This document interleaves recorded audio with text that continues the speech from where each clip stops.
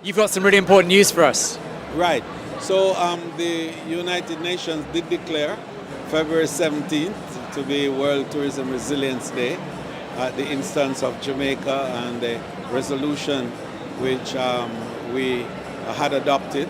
And the good news, of course, in that is that 94 countries subscribed to the adoption. So the observation will now be in Jamaica, in Montego Bay, at the Montego Bay Convention Centre on February 17th. But we're going to have a conference to enable this. So we'll be there for 2 days, the 16th and the 17th. And we'll be looking at a whole range of areas that are critical now to helping to build capacity to, first of all, follow and track disruptions, then to mitigate against it, to manage it when it comes, to recover and recover quickly, and fifthly, to thrive. So we see the problems that are emerging post-COVID, and there are many. We have geopolitical issues that have really overtaken us in the last few months in a manner unprecedented in recent times. Then we have economic issues and the human capital disruption that continue to dog us as the workers now have such great wide choices that we have to retrain, and in fact to broaden our pool from which we draw to get talent for the industry.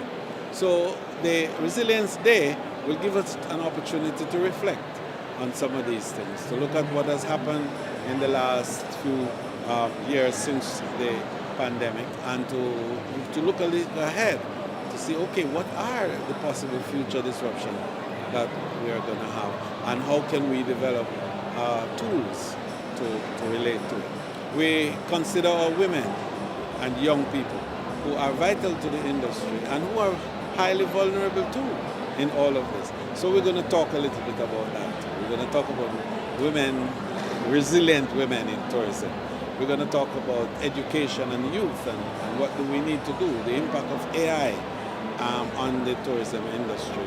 And then the projection that some 1 billion new tourists will be traversing the earth in the next 25 to 30 years.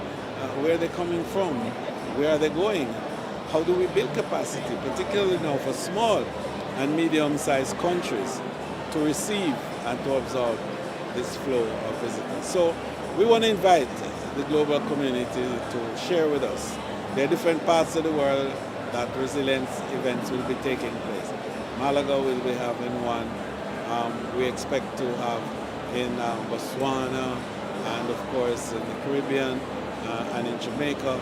And we're talking to our friends in Australia about the possibility of that. So let me use this opportunity to invite countries to pause for the day and think, reflect on what, and indeed establish conferences and discourses on resilience, because building new ideas and the ability to convert these ideas is what's going to cause us to be innovative and to create nimbleness and adaptiveness to respond to these crises when they come. I'm looking forward then to see you all in Jamaica. Those of you who can't make it, be online, because we will be streaming live across the world, and breaking news will be there to help with the story. Finally, we have established a special award now for resilience, and we've been looking at countries based on a set of criteria to determine those who have measured up to building that capacity to be more resilient. And there are a number of countries that have come to mind, and so we're looking forward to making the award, and the World Travel Awards is the big partner in this. We're expecting other partners to come in by way of sponsorship for various things.